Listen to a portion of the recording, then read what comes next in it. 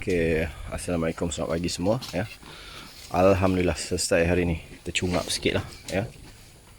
Tercungap sikit sebab pagi ni kita settlekan dengan kadar segera ya. Kita pemberian silas kering. Silas kering. Seperti mana ni adalah daun ubi ya. Kering dan letak bahan ramuan terpilih resipi tradisi turun temurun seperti Sajang Istana di zaman silam ya. Okey, jadi pagi ni untuk kambing kita selesai. Kejap lagi kita akan berikan kepada lembu pula ya. Semua sedang menikmati silas kering ini ya. Dia adalah hasil R&D penternak kampung ya. Okey, kita tengok ni. Hai, masuk. Kurang asam betul lah dia. Ekor lagi ni tak makan saman sangat. Hai, masuk. Okey, ini bagus. Duduk diam je. Makan dengan tertib. Ini yang kita mau. Makan dengan tertib. Okey, kadar keringnya sangat kering. Tak adalah sangat kering, boleh. Masih lagi ada kebasahan, tapi saya rasa saya perlu meningkatkan lagi kelembapan ini ya. Jadi namun palatability mereka untuk silas ini sangat baiklah lihat mereka dapat makan dengan baik dan sempurna. Dan bagi ada setengah ternakan ni, kalau kita sering buat perubahan diet je, ada yang boleh cirit. So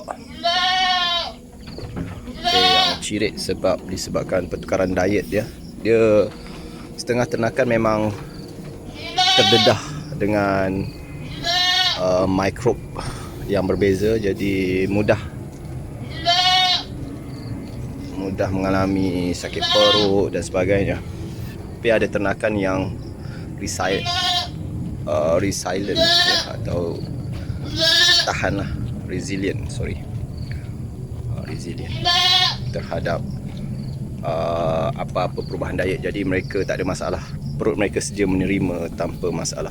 Jadi dalam program pembiakan aku akan datang, mana-mana ternakan yang mungkin agak susceptible untuk sakit untuk tinja yang jadi cair ke akibat pertukaran diet ni, aku akan keluarkan dia daripada program pembiakan dan aku akan mungkin pindah milik lah. Maksudnya pindah milik, walaupun cantik atau tidak, program pembiakan aku kali ni akan lebih kepada ketahanan, kestabilan pembakaan ya.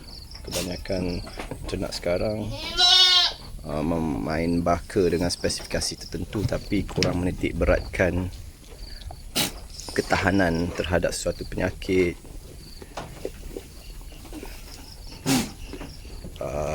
peninggian pertambahan berat badan, ADG harian mereka, average daily gain lah ya.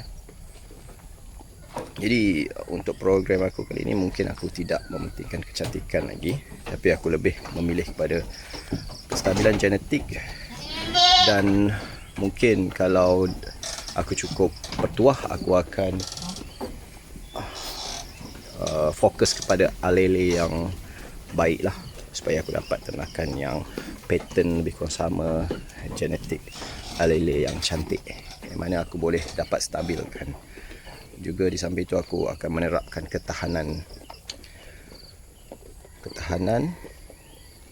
genetik, kestabilan genetik, dan seterusnya tinggi ketahanan terhadap parasit atau mikrob.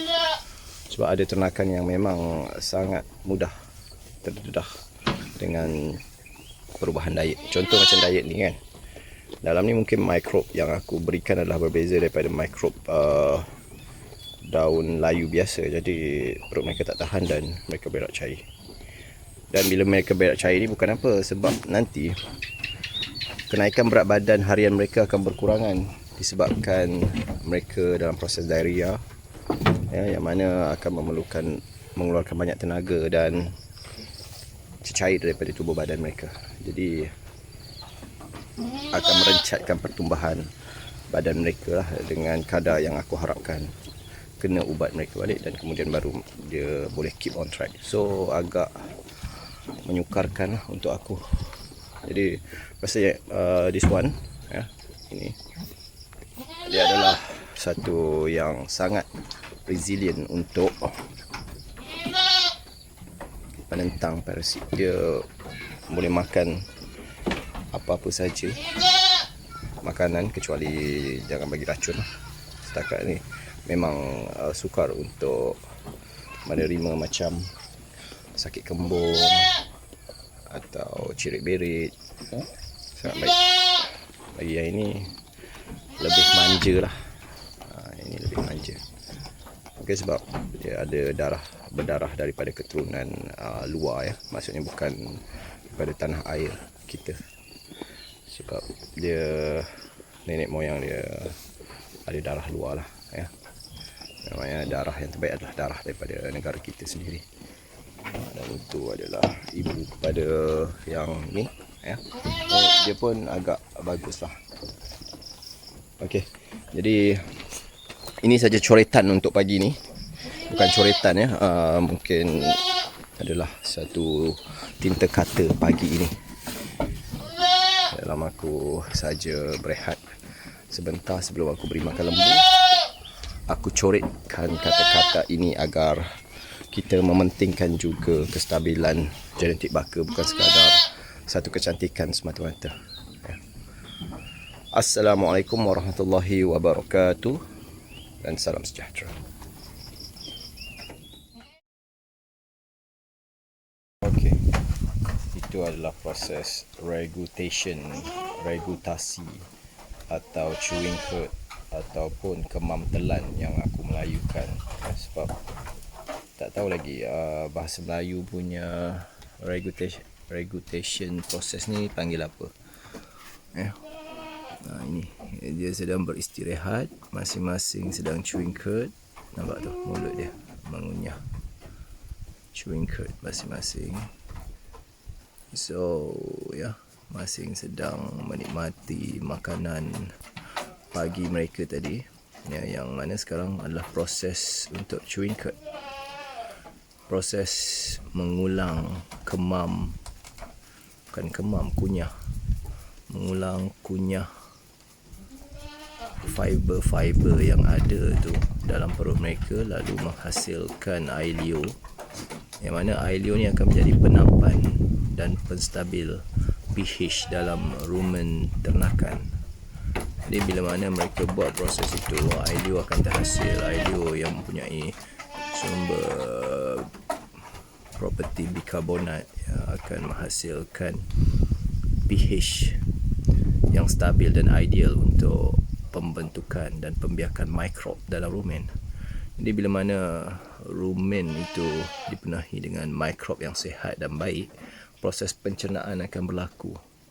Pencernaan akan berlaku dan penghadaman akan berlaku dalam kebuk perut ternakan dan menjadikan ternakan itu sihat. Jadi pemberian makanan tanpa sumber fiber akan menghadkan proses chewing curd ni, yang mana mereka tidak akan dapat membuat proses kemam telan ni. Proses kemam telan ini sangat penting, Kalau kita bagi banyak concentrate, dedak, jadi tanpa fiber, proses ini tak mungkin berlaku sebab makanan itu sudah terlalu mudah untuk dihadam. Walaupun mudah untuk dihadam, tapi tidak bermakna ia akan menjadikan rumen mereka sihat. Bila mana mudah dihadam, asid dalam perut tu dan pH dalam perut akan berubah akibat ketiadaan proses chewing coat yang menstabilkan pH dalam ternakan. Jadi untuk pastikan rumen ternakan bagus dan baik, kita perlu sediakan fiber dan kita juga perlu memastikan ternakan kita melalui proses chewing coat ni. Ya. Okey, assalamualaikum warahmatullahi wabarakatuh.